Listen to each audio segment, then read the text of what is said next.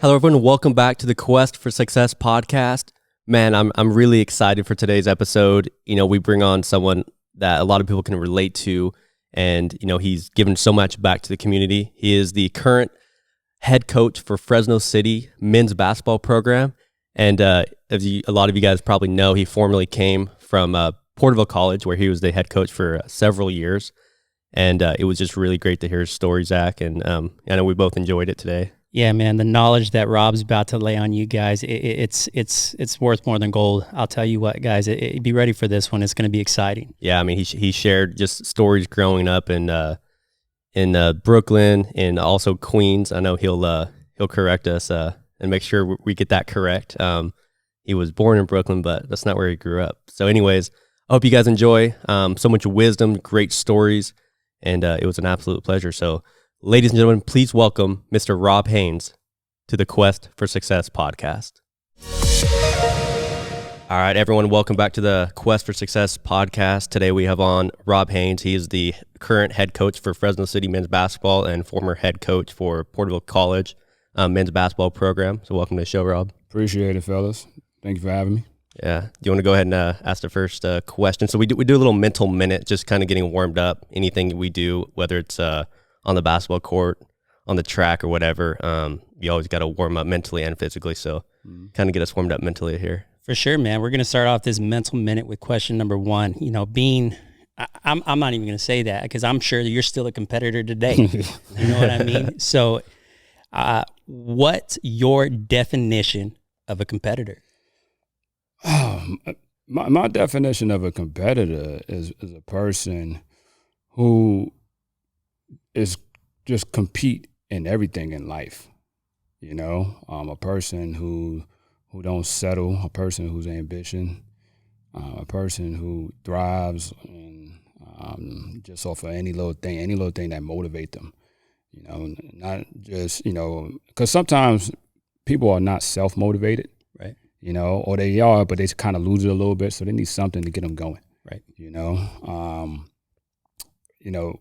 not just competitive in the field or in between the lines, but in the classroom, you know, at your workplace. You know, you want to go and you want to be the best person. Anytime I used to work at a warehouse, Metropolitan Museum back in New York, and I was shrinking, like the rap shrinking, and they put me in with this guy named Davis.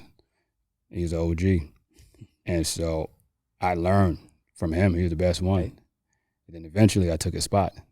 You know what I'm saying? Yeah, and that wasn't on me. It was time. Okay, they went with the young boy. Then he moved on and everything. So, you know, that's just me. You know, competitive is just approaching everything as, you know, you're trying to win. And, you know, plan B is to make plan A work. Right. That's always been my mindset. So, okay. And I think that's a competitive for me, you know, and doing things the right way.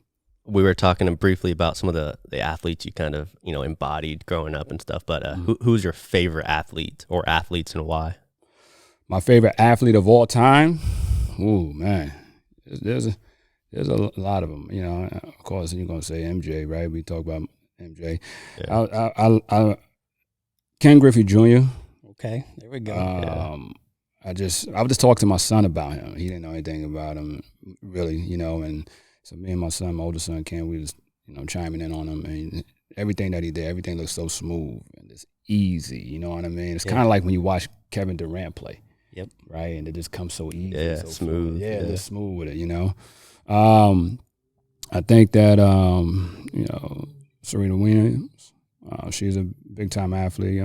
I did some research back in the days. Wilt was a big-time athlete. You know, he could have done it all, you know, track and field, football, all of that stuff, you know. James. LeBron James, you know. So there's a couple, you know, that I kind of, you know, like. But my main ones is probably, you know, Jordan, Ken Griffey Jr. All right, I'm going to put you on the spot here real quick. Okay. Who's your top, how would you rank the top 5 greatest NBA players of all time? Oh, God, here you go. Here we go. You know, I go 1A, 1B with Jabbar and MJ. Okay. Because Jabbar done it at every level. Yeah. That's true. You know, he's from back home, from the hometown and everything like that. He won out there in high school. I don't know how many state championships he won in high school. Then he won, I don't know how many national championships he won like 3 or something like that. Right. And then NBA as well. And God's still chasing the scoring title. And it's been like 36 years. Right. You know what I mean? And everything that has helped the offense in the NBA, you know. So, but MJ, you know, he was one of those dudes that got cut from his sophomore year, his JV team or something like that. Right. So he proved that coach and everybody else wrong, you know what I mean? And what he has done and everything like Just that. Just a mental aspect of MJ. About his competitiveness. There's the competitor, right? Yeah. Oh, yeah. The ultimate. The ultimate. Him and Kobe Bryant. Is may rest in ruthless. peace. Yeah, you know what absolutely. I mean? Yes. So I got those two up there. I mean, you could each day, you know, you could flip one or two. Right. I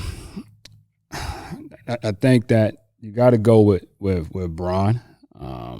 You know, I think I got him probably at 3, and that's kind of tough because that's Kobe. Yeah. You know, and I'm keep it 100 with you guys. I was the biggest Kobe hater. The biggest Kobe hater. I mean, like, and it wasn't because I didn't like his game or anything like that. He was too damn good. I love Mike. But Mike wasn't my favorite player of all time, though. That's a different question, okay? Right. But Kobe was so close to him. Right. I felt like he was so close. He was about the next MJ as they came. You know, you had a lot of guys that came in, what was Bron, Grant Hill, and all these guys like that. Yeah. Kobe was the one. Everything, how he walked, how he shoot, gum, all that stuff, his stance, everything was this MJ. So I got him 4. And then number 5, Magic. I think, you know, for me, Magic Johnson was you know, the big guard. You know, he kind of, him and Larry Bird kind of saved the NBA, you know, when they came in.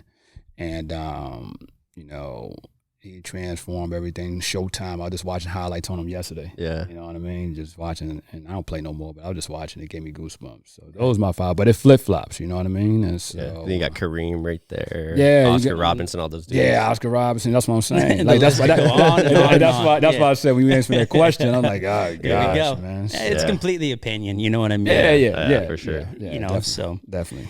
But to finish this mental minute, you know, with the last and final question, you know, you've been a player. Yes. You're currently a coach. Mm-hmm. What would you say is your most memorable win as a player and a coach? Ooh, I haven't played in so long, man. I can't remember when. Oh, okay. So we had one, when I played at PC, and actually it was my last game suited up for PC, and it was my sophomore year, and I had a foot injury. I had foot problems throughout my whole career, and we played against COS. Okay, rivalry. Yes, and it was here, and I'm coming out the game every 5-7 minutes because I'm in pain, and I'm going laying over there by our trainer on the table, Scott. And I'm in tears. Like Kobe Bryant. Oh, dude, man, I was in so much pain. And I remember just looking at my guys and they kept looking back. Every time I come out, they go on the run. COS going to run. They're going to run. And I wasn't it wasn't like my first year when I kind of, I was all everything. I was struggling. I played probably about like 13, 14 games my sophomore year because I had this foot problem. I rarely practiced. I did in the beginning, but when the season started coming in, coach toned down on it with practice for me. He wanted me ready for games and everything like that. So eventually we ended up winning that game, and that was the first time that they beat COS since the state championship. Okay. Since PC, because PC won the state championship with Nessman, I think probably 6 years prior to that, and they beat them in the state championship game. I think it was somewhere up north. So that was the first time.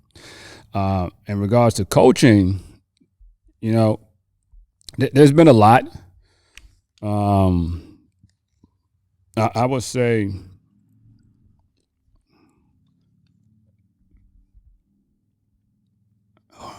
Got to be on blast on this one.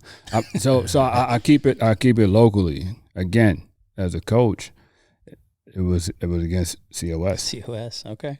Can't go wrong with the rivalry, yeah, man. it was a 10-year gap, so it was longer. Yeah. You know, and I'm gonna give you a gruesome story real quick. Okay. We're ready. So we playing here at the house, and one of my former players, Demarie Green, about 6'4", 6'5". He's from Lancaster, and good kid. Anyway, he's going downhill. So in the second half, he's going downhill. The next thing you know, he grabbed the ball at the glass, going 94 feet, and then he falls. Boom. Well, he falls, and everybody in the gym is packed. I got Pioneer Band there. It's packed there. And then everything else, everybody gasped. Oh, and they're like, oh. I turned and looked. So he's laying on his stomach. And his leg is up. But his foot is dangling. So the bone comes right out. Okay. So they had to take the kids out because they couldn't see it. Right. And then all the guys on the team, COS and all that stuff like that, and it was shock. So I had to walk over there. So it was probably like the longest walk that I've ever had in my life.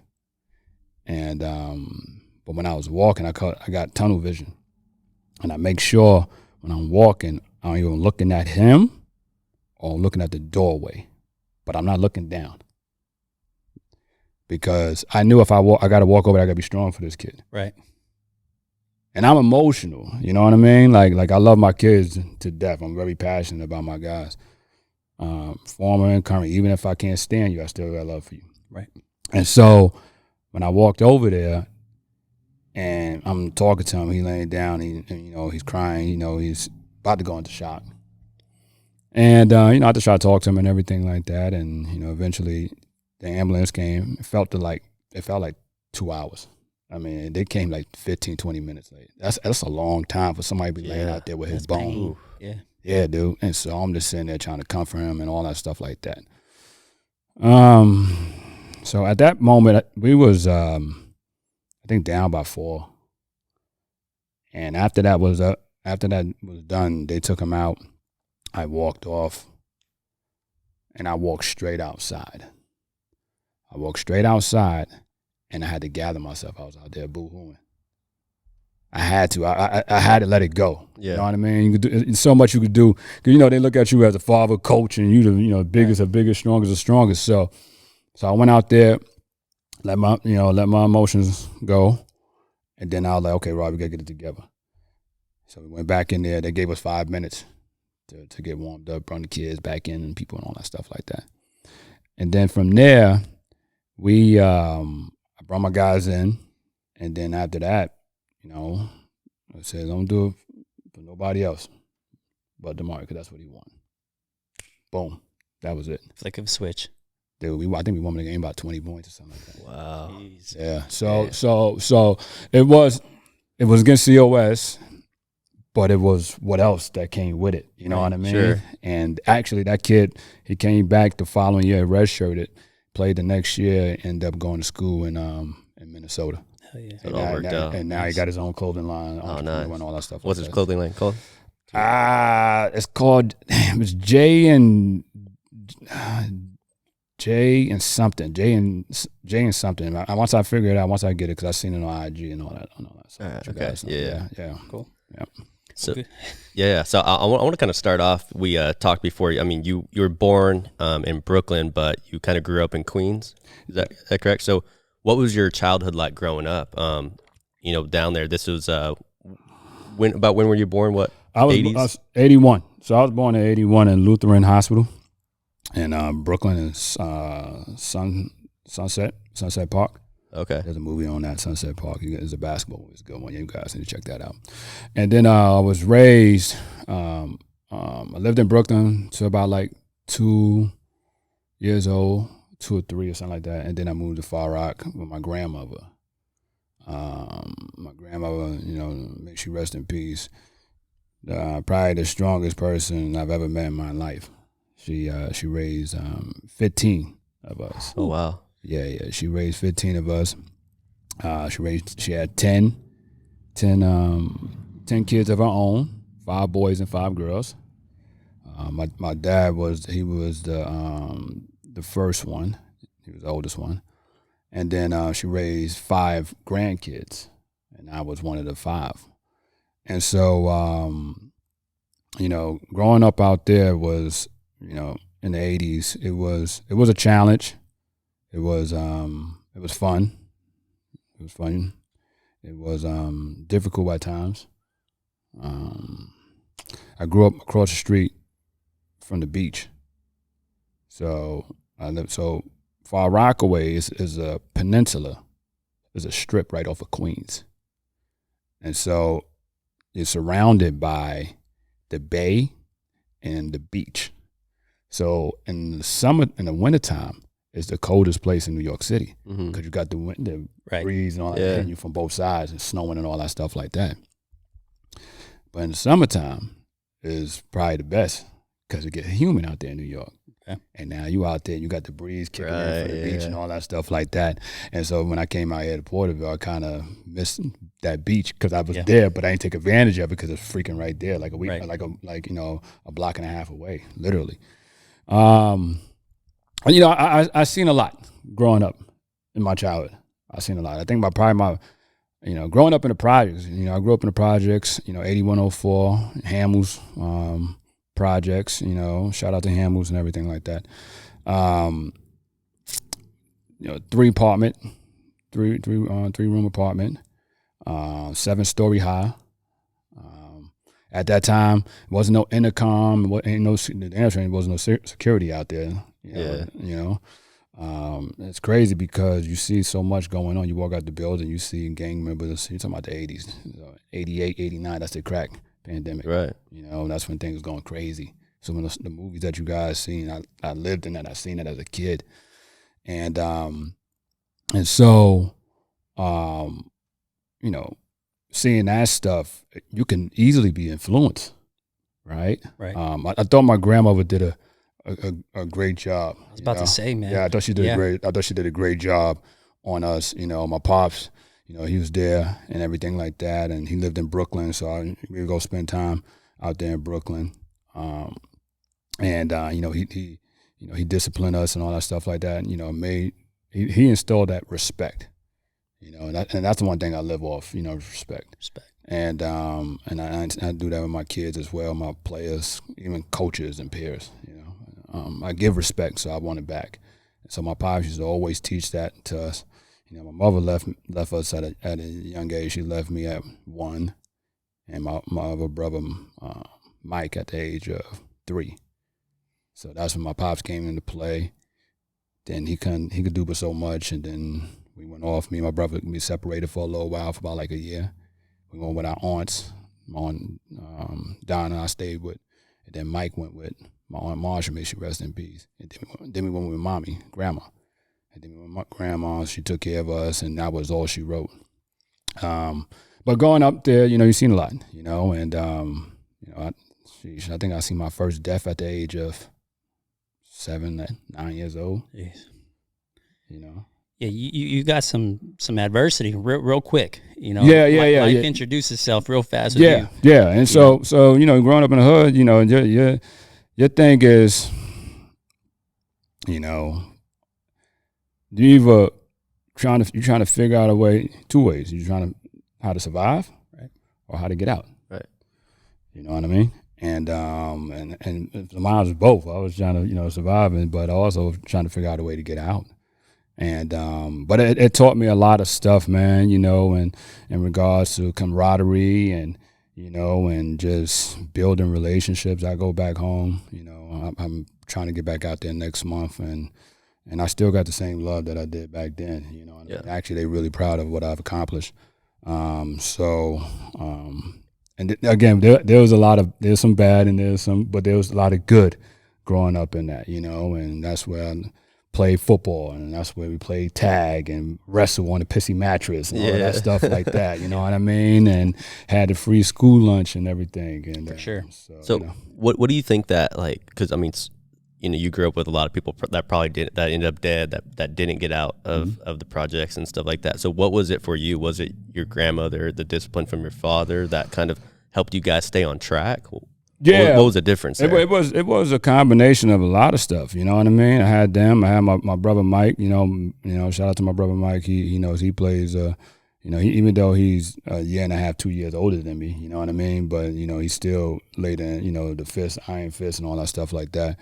I think that the main thing was, when you see things, we got a choice every day, right? We have a choice, what we want to do. You want to stay home, or you don't, or you want to go to work. You know what I mean? Hopefully you have those choices. But I had choices, right? And I was afraid, to be honest with you. I was afraid that if I do some of this stuff, well, the negative stuff, I'm either going to be dead or locked up.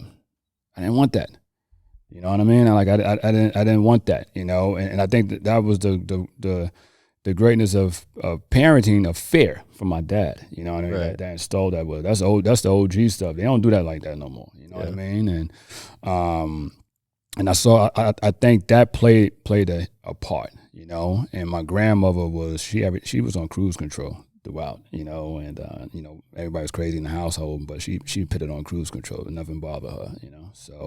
So I think that's what it was being afraid of seeing things. I was bullied too. You know what I mean? I was bullied until I had that growth spurt. Yeah. You know what I mean? And then a lot of those guys that bullied me, they were locked up, dead, or they changed their lives, Sure. for the better. But that's just what it was. I think a lot of it had to do with was the combination of my grandmother, my pops, people who I surrounded myself with. Yeah, right. That's key. It's huge. Yeah. It's like, that's huge. Yeah, I surrounded myself with people who had personalities just like mine, because we all got different personalities, and right. And just had some correlations in certain areas. They didn't have to be a big sports person. I just wanted to be a cool person. My grandmother always told us, well, that person is bad. That person is bad. If you don't figure it out, I'm going to tell your dad. You know what I mean? Yeah. So me and my brothers, we always hung out with cool people, you know what I mean, that was on the same wavelength just like us. And, didn't bother nobody. We kept to ourselves. And we wasn't perfect at all. We wasn't perfect. We did some crazy stuff, and we was kids. Right. But I think the fact of the fear of seeing other people make mistakes, and I seen it, sometimes with my own family members, that helped out. Yeah. Yeah. You obviously you're mentioning that you've seen a lot. Yeah. You've gone through a lot. Mm-hmm. When did that basketball find your hands? When did the love of the game fall into you? So I had to write a paper on that. Okay. I will say in almost 20 years ago on that. Okay. So I think it was 2003. And so how I used to play football a lot. We used to always play basketball, I used to play basketball on a milk crate back in Brooklyn. I used to go to my pop's house, I never took it serious though. Yeah. I was always football, but I was too skinny. Yeah. I consider myself Dan Marino back in the days. You know what I mean? And then my brother thought he was Jerry Rice. And so we played baseball, stickball, handball, all that stuff what we did out there in New York.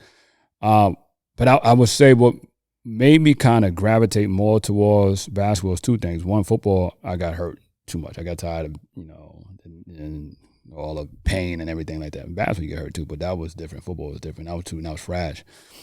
I think it was probably fourth or fifth grade. I think it was fifth. They had a shoe that came out, and it was called, it was Reeboks, and it was called Black Tops. And it was like black and white. And you know how it is on the first day of school. You have your shoes on. You wearing? Yeah, what you got, the kind of shoes you wearing. Yeah. And you ain't going over there messing up your shoes. Everybody going to sit over there and they're going to be chilling, right? And you're going to be kicking it over there. You don't want to crease them up. Yeah, you don't want to crease them up. None of that stuff. No dirt. At least for the first week, right? Right. So we all over here chilling and everything like that. And I had the guys like, yo, Rob, why you over here for? I said, what you mean? So my pops, we didn't have much money. We didn't have much money at all, and my pops, he did what he could, he worked underneath the table and all that stuff like that. My grandma tried. My grandma, she made things happen for us. She made Hustlers, man. Yeah, she made things happen for us, and we wasn't poor, but me and my brother did mix up outfits. We did, You know, because we went to 2 different schools, so it was Okay. good. You know what I mean? So it was a good thing. So they're like, damn, Rob, you got like that? Nah, I don't. But, you know. So what happened was, it was this one time my father bought us school kicks. And so he bought mine from Payless or something like that. Okay. It wasn't no Nikes. It wasn't no Reeboks. I forget what they was.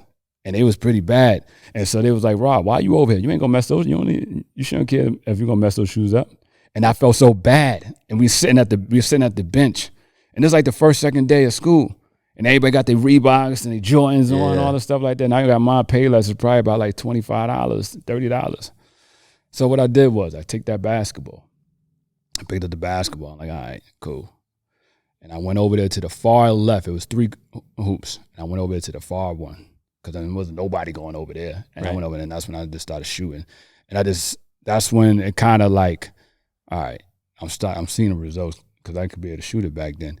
And that's when I was like, okay. Started to click. Yeah. So that's how it kind of started for me right there and there. And then, you know, later on, I got introduced into a couple of tournaments and all that stuff like that by a couple of people. When did that growth spurt hit for you? I think it started probably around junior high school, between 7th and 8th.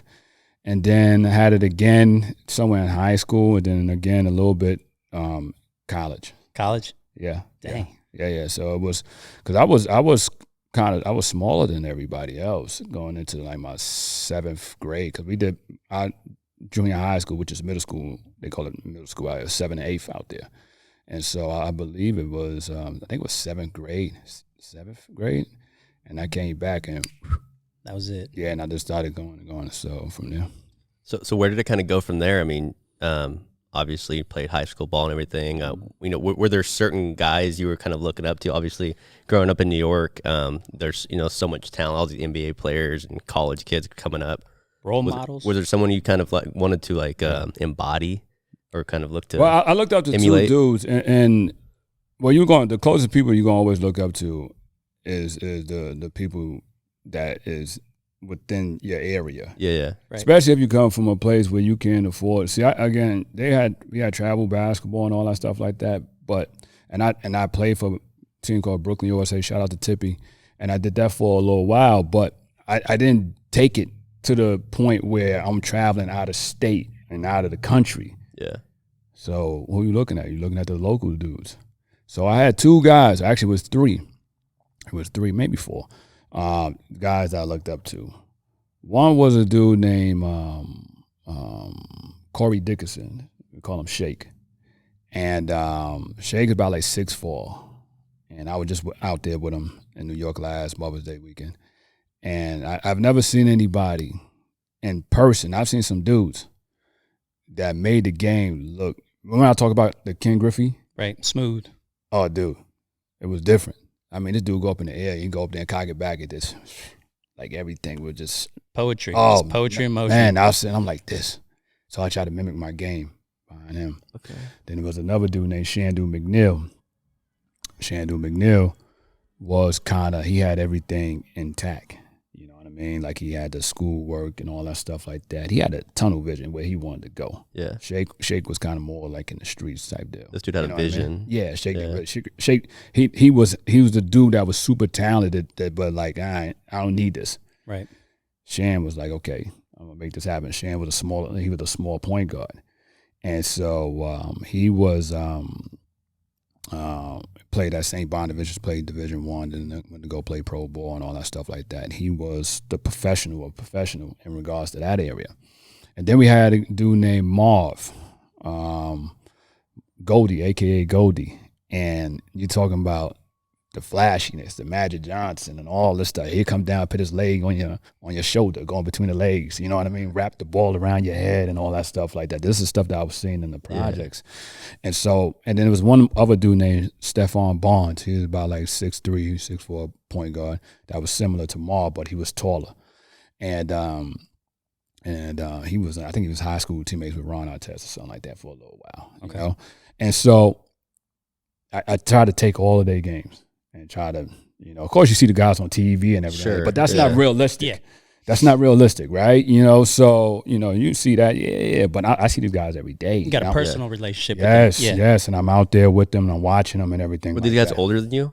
Yes, they was all of them. So were they were playing high school ball at the time? They was playing, they about like 47, 44 right now, 42. Yeah. So they was older than me. And you still keep in contact with them? Yeah. So Shan dude is right now he has when he left, what's the name, overseas, he went to go Wall Street for a couple of years, and then he started doing the basketball thing. He got back into the love of basketball.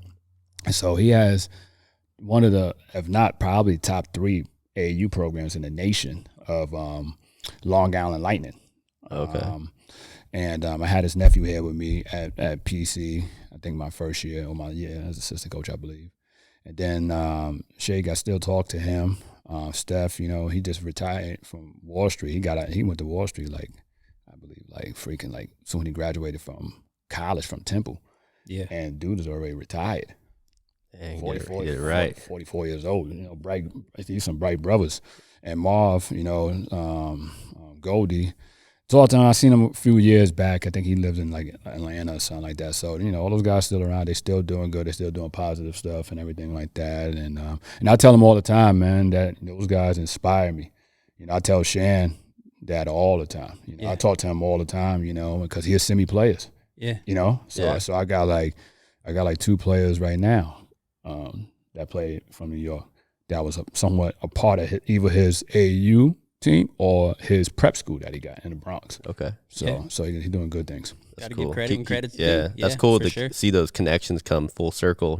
Oh man, it's crazy. That's crazy. I've always said it's not what you know, it's who you know. Yes. 100%. Yes. You know what I mean? Mm-hmm. And being from Brooklyn, now you're over here in California. I'm sure that being from Far Rock. Yeah, because people they'll kill me if I say it because they see I'm a Brooklyn Nets fan and all that stuff like that. It's from Far Rock. I was born in Brooklyn though. Yeah. Okay. Yeah. But so you're a coach, right? Yeah. I'm sure that whole transition moving from state to state has helped you with the recruiting process, right? Because you could relate to these guys, making that big commitment, that move, right? Tell us what that was like for you, going from state to a different state. Well, I knew that early if I'm going to do this, well, I better get out of my mind that I'm going to be somewhere where I don't want to be. Right. Because we all want to be at the beach and palm trees and all of that stuff like that, but that's not the real world, right? And so I decided here long time ago when I wanted to do this, that I'm going to be places where it's not going to be normal to the typical New Yorker. Okay. You understand what I'm saying? I hear you. And so I was willing to move and go anywhere, You're ready to be adaptable. Exactly. Culture shock, whatever you want to call it, And so I was always ready for that. When I came out in 2001 to California, I came out. This is before the towers dropped. Okay, over there in the Twin Towers. Mm-hmm. I was at the Twin Towers a month before that happened. Actually, a few weeks. I came out here. I will never forget the date. It's August 18th because my birthday's on August 17th. So I came to California August 18th, and the towers dropped September 11th. Yeah. September 11th, right? So I was out there. Hanging out and all that stuff like that. That's when the time when people could walk you to the gate at the airport. Like, it's not like when you go to the baggage claim and you meet them. They used to walk you to the gate, and when the door closed, you get on the plane, then you take off. Right. It ain't like that no more. They can't walk through the whole thing and say I'm taking my kid to the plane. Yeah. So back then, my grandmother, my brother, and all of them, my aunt, they was all surprised and shocked that I'm going 3,000 miles across the country. But I was willing to do it. You know what I mean? I didn't know what was going to happen. Yeah, that sacrifice, man. Yeah. And eventually I ended up coming back. I was there in San Francisco for a year. Me and Coach, we bumped heads and all that stuff like that. I had injuries. I played. And then I went back home and worked at the warehouse at Metropolitan Museum. And then So you went back after going to San Francisco. Yeah. I went back. Yeah, I went back home. I went back home, and then this was like 2002, and so I was home from 2002 to 2003, and so it comes back to Shandu, but it wasn't Shandu. It was his brother Todd. May he rest in peace. I was on the subway coming home, and I'm dirty, working in the warehouse and all the stuff like that. And Todd, we just got off the A train, getting on the shuttle, going from Broad Channel to 90th where we live at. And he lived in the same, my building's 8104. He lived right here in front of me, his building right there. And so he was like, Rob, what you doing? I said, what you mean? He said, what you doing? I said, dude, I'm coming home from work, dude. What do you mean what I'm doing? He said, no, what you doing, Rob? I said, Todd, dude, I ain't got time for this, man. I ain't got time for this. He said, no, listen, what are you going to do with basketball? I said, oh, here we go. Because everybody kept asking me, Rob, when you going to go back to school? When you going to go back to school? And at that point, I was kind of like, I'm done with it. You know what I'm saying? Right. Like I gave it a shot, and everything like that. And he was like, listen, he started giving me a little history, you know what I mean? And all this stuff like that. And then next thing you know, boom, I made a phone call to my old coach in San Francisco, the assistant coach, the one that came to New York. He flew to New York in 2001 in the projects. And he came out there and talked to Shandu. And then come to find out, him and Shandu knew each other. Okay, Troy Johnson, may he rest in peace too. And so he came out there, and then eventually I called him back. He said, "Okay, I'm gonna send you 2 places." He said, "I got 2 places." So what? He said, "I got Compton." I said, "Hell no, I ain't going no Compton. Yeah, I ain't doing that." Yeah. I said, "I'm already in one hood. I ain't going to no one. We ain't making it happen." and then come to find out, we go play at Compton all the time when I was at PC. It's cool down there, right? And the other one, he said Porterville. So where's that? But I know that wasn't the case because we came down. That's right. We won the tournament here. Right? Okay. Yeah. So we played in the tournament and we won the tournament. So I knew about Porterville. Okay. That was my first time seeing Cowboys. I swear to you, that was my first time seeing Cowboys when I came down to the Central Valley. And I was like, all right, cool. He said the coach needs somebody. Coach Ida George, who was the head coach over there at West Valley, he was like, he looking for some players and all the stuff like that. And he made the call, and then next thing you know, boom, that's all she wrote. That's it. I told my job that I'm going back to school. They was all for it, and that same job that when I was shrinking wraps, right? I started off as seasonal. I was a season, a season job. You get a job at Target, right? Then let you go. They let you go, right? See, but I'm a competitor, and so at the end of the day, I'm like, I need this. And so they kept me on, and then they let me stay on throughout the whole time. Right. And so when I said I was leaving, I kind of broke their heart because I was a hard worker and I did everything I could in that warehouse. But they understood I was still young. Right. And so, they threw a party for me and everything like that. I was only there for about like 6 months, dude. Hey, you made an impact. I did. Yeah. And so after that, that's when I made that call. Coach Johnson called up Coach Ida George down the street.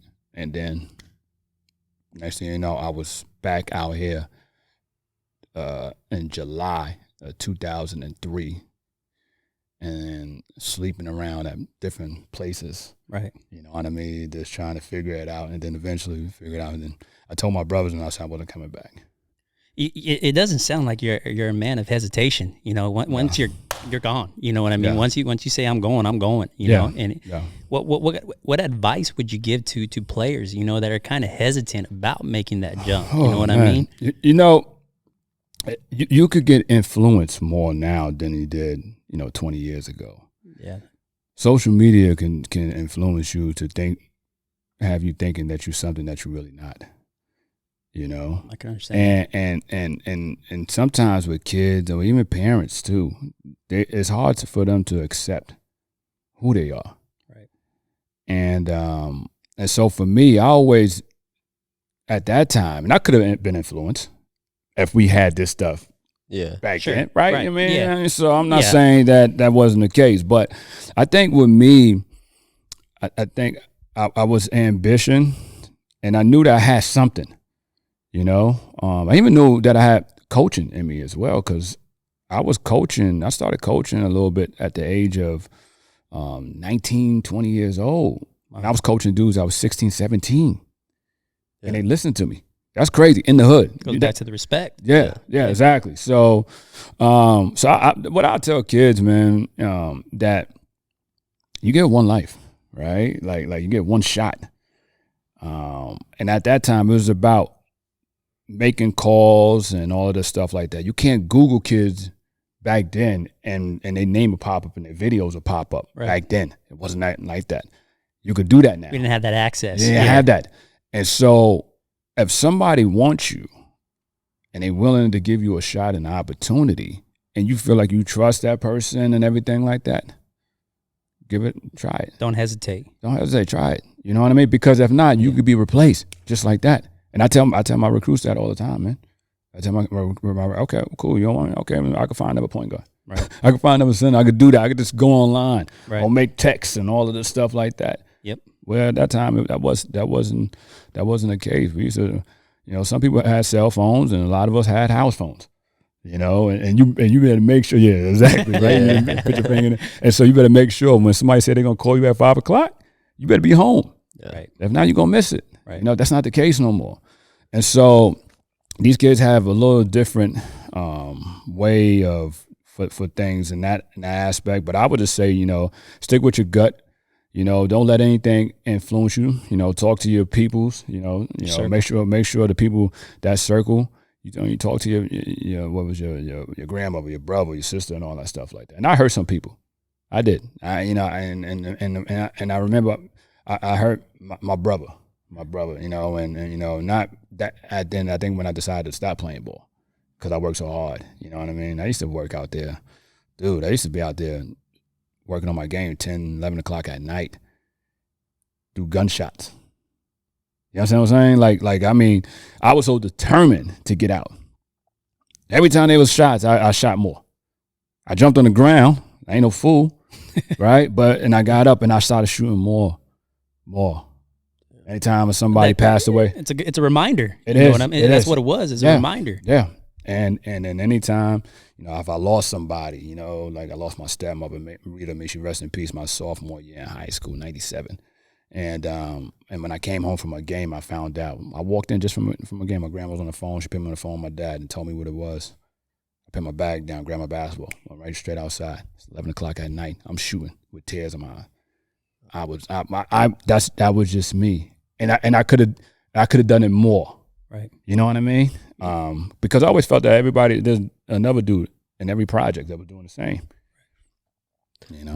So yeah. My path was a little bit different. It wasn't like I was playing with big AAU teams. Right. So a lot of stuff I did on my own.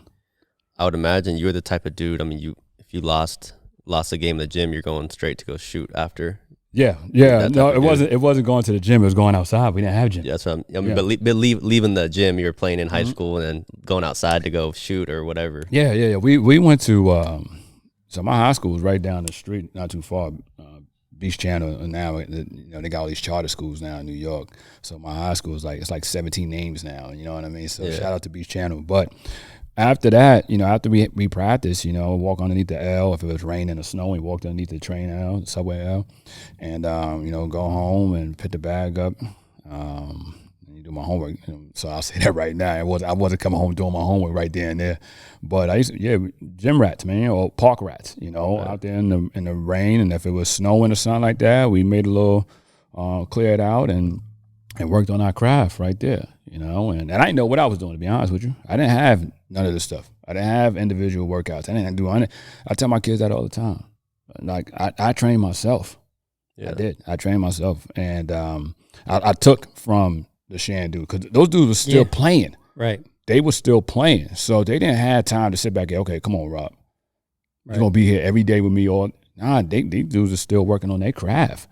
They still playing. They're like 3 or 4 or 5 years older than me. So they're trying to go pro, D1 and all the stuff like that. So, and nobody in my family played ball besides my cousin Maureen, but she hurt her back. So I was the only one. So when you don't have that, if you have negative influence, not saying it was negative, but if you have negative influence, more than likely it's going to be negative on you. Right. If you have positive, it's going to be positive. Right. If you're around people that read books all the time, man, you're going to pick up a book and read. Yeah. Sure. You know what I mean? That's just what it is. And so I wasn't around that in my household.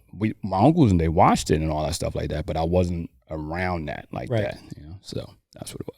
So what was that? I mean, let's kind of go back to your playing career. You ended up playing at PC, and then you're gonna eventually transfer out to a 4-year. Yeah. So what was that transition like for you? Kind of going from the JUCO, and then going to the 4-year, because that's what you do now. Obviously, you're getting these kids to go play at the next level. That was tough, and I'm gonna tell you why it was tough. It was tough in the beginning because at that time, so we get a 5-hour clock at once you become a full-time student. See, I didn't know this stuff back then. And once you become a full-time student, your clock starts. Okay. And so when I started over there in San Francisco in 2001, and eventually I got my year back when I came here. Oh, okay. Back in the day, you could do all that crazy stuff. You can't do that stuff now, man. But anyway, so my clock started back then. And then 1 year, 1 clock. So you have 4 years to compete in that 5-hour clock. And you have that 1 to redshirt. You understand? I don't know if that makes sense to you. Yeah. I follow. Yeah. So I competed over there in San Francisco. So my clock started, and then I had that year when I went back home. So you're talking about 2 years already out. Gone. And then I didn't fulfill my whole freshman year at San Francisco. I only played about 8 or 9 games. And so when I came here, they eventually got my year back because I had a big-time concussion over there. And so my clock was still going, so I couldn't go Division I. That's where it was difficult for me, because every kid, or we trained that if it ain't D1 is a bust. Right. You understand what I'm saying? Yeah. And so that was kind of tough for me. When they supposedly that I couldn't go Division I because of my clock. And I had some schools. I had San Jose State and all this, UTEP and everything like that, Riverside and all that stuff like that. But it was either go there for a year or 2 years at a D2. So I had just about every D2 in the nation on me. And then once I come to grips of that I can't go D1, the very first D2 coach that actually reached out to me that offered me was Metro State, and that's in downtown Denver, out there in Colorado. Now, Metro State is equivalent as the Duke of Division II. But I didn't like the aggressiveness of Coach Dunlap. Now, Coach Dunlap, ever since then, he took off and head coach at St. John's. He's the head coach at LMU down south. Marymount. Yeah, and he's Denver Nuggets. He's been around. Sacramento Kings. Yeah. So he's a big time dude, and but he know what he want. See, me being young and stupid and not having that guidance, I didn't have that. Everything I did was on Rob Haynes' time. You know what I mean? And so his mindset was like, okay, I won 2 or 3 national championships. I got guys playing pro ball over there. And he offered me a good deal, you know what I mean? Like 2 years, you be 2 years, right? And then if you don't get your BA done, 3rd year, we're going to pay for it. That's rare. Wow. You understand what I'm saying? And I didn't, you got to understand, I was not told, but that's what we kind of learned or thought that Division I was it. So I'm butthurt. Right. And I will never forget it because I'm in my African American Studies class when they called me, they reached out to me. And they said that, like Coach he signs his guy early. He wants his guy signed. I'm like, dude, I just found out I can't go D1 like 2 days ago. Literally. Right. And they're like, well, I told him right there and then, right in the class. I stepped out the class like, nah, I ain't doing it. I said, we'll see what's going on. I don't know if it was the smartest decision, right? So my foot, that's when my foot started playing games on me and everything like that. And so my stock started dropping, you know what I mean? And then a lot of schools was kind of scared, they didn't want to be, you got to play on that. Right. So eventually, a guy named Coach Pat Eberhardt, he was with Nebraska Omaha recently. The whole staff just got let go. He'll find another D1 job. But he was at Colorado State. Now, I know Eberhard from when I played at San Francisco City, because they used to all come to our practice. Him, Mike Bibby dad, Henry Bibby, he was at USC. Bobby Knight was there. You know, we had a lot of dudes that were just coming because I at that time we was number one in the nation at San Francisco City. We was number one team out here. We lost in the Final Four, but we was pretty good. And we had the number one player in the country on our team, Derek Tarver. So we had I built a lot of relationships with those coaches prior, so they knew me. So, Coach Johnson, may he rest in peace, came back around again. I said, Coach, I may need some help because I big time people. Because I was feeling myself. I wasn't feeling myself. I was just pissed off. I just didn't know how to channel that. Chip on your shoulder. Yeah, man. And again, but I didn't have that big brother. In regards to not Mike, but that big brother in the basketball world that understood this, that. Yeah, been there, done that. Yeah, I didn't have that. And so I was making irrational decisions on my own based off emotions. And so, and I had my wife. My wife, you know, I met her at the campus and everything like that. She helped me out, but she didn't know about that. She just wanted support and anything that made me happy. And at this time, she was pregnant too with my first son. And so he was like, okay, cool. Let me call up Eberhard. And Eberhard, I said, yeah, I remember Eberhard from over there when I was he said Colorado. Yeah. So he was at Colorado State. He was coaching Jason Smith. Jason Smith got drafted to Philadelphia 76ers, played for the Knicks and all that stuff, Pelicans and everything. So his first head job was Pueblo. Oh, okay. And so I was like his first or second signee. So I'm like, okay, cool, I'm going to do it. So I went out there for a visit and everything like that. I was going to go to Alaska Anchorage and everything. Yeah. They came to the house. They came all the way out here to Porterville. Oh, wow. Yeah, dude, they came all the way out. They're committed. Yeah, he came out. Shout out to Shane Renner. That's my guy. He came out there. And it was a couple. It was a lot. It was a lot of them.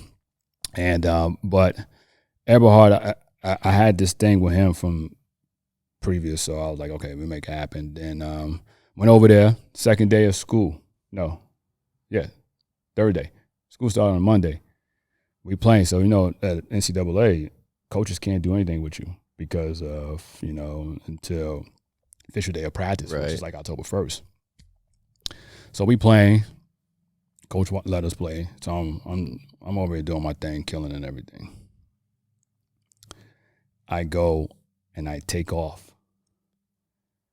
And I was a left foot planter. And I don't take off and I'm about to go dunk. And my whole foot rolled, this one right here, and everything. All my ligaments tore all of it.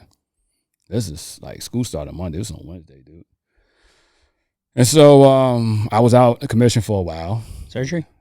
No surgery. No surgery. You know, just rehab. Right. A lot of rehab and everything. And eventually got back and, you know, ended up, you know, finishing, you know, I think it was like the fourth leading scorer on the team and everything like that. And we played slow. If I knew Eberhard was going to play like that, I would never went over there. Because I don't play that stuff. But we would average like 58, 56 points, dude. It was freaking boring, you know, and it's all about defense. And Eberhard, that's my guy, though. But, and so at this time, he wanted me to come back because, you know, at the 4-year level, and unless you like at a big time school, Duke, UCLA, and you projected as lottery and all the stuff like that, you get a 1 year contract in regards to you sign your letter of intent and you get your education paid for that 1 year sometimes. Not all schools, but sometimes you do. Right. And you have to renew that every now if their coaches want you back. Right. Yeah. You know what I mean? A lot of people don't know that. Right. And so Coach gave my Coach Rob, we want you back. You know? So I'm going back and forth. I'm like, at this time, I got a lot of stuff going through my head. You know, Tiff just had Camden. You know what I mean? And for me, I wanted, you know, my mother left me at the age of 1. You know, and I wanted to take care of my business. Yeah, you want to do. I want to be a dad. You know what I mean? And I kind of got tired of the basketball part because my foot was always in pain. I mean, I'm walking with limps and all this stuff like that, and I'm like, oh, good. So I came back here, And then that's when the coaching part started to come in a little bit. You know, you've obviously had your fair share of coaches, you know, throughout your career, and you know, you've had to learn their philosophy of the game. What would you say? What's your philosophy that you try to instill in your players? I would say, there's different strokes for different folks, right? Right. And so for me, and I'm still learning this too. You're a student of the game, man, all the time. Yeah. Right. I go to coaches' clinics and all that stuff like that. Character. If you have a kid, with high character and a kid that's, let's say you have a kid that's talented, kid that's more edgy, right? He's edgy and everything like that, and sometimes you got to monitor him over a lot. And you may have a kid who just play video games and just a gym rat and do things the right way. You may not talk a certain way. He may talk maybe corny or boring to you. You know what I mean? That may not be sexy. And they may be different. Not saying he's better than the other one, but the other one got character flaws, but he's talented. Right. I ain't going to get much out of him because I'm going to have to counsel him a lot. And with this kid right here, he's a gym rat. He may not be as sexy and as appealing as this kid right here. It's like the pretty girl, ugly girl type deal, right? And, the pretty girl comes like, I got like 20 guys on me. The ugly girl like, listen, she don't want you, but I want you. And so for me, my thing in regards to character is first and foremost attitude. It's important. Your attitude is always going to determine your altitude. So if you got a negative attitude, and you're not going to get too far in life if you feel like you're the victim and feeling like you this and that. Yeah, you're going to have moments. Shit, we all do. Right.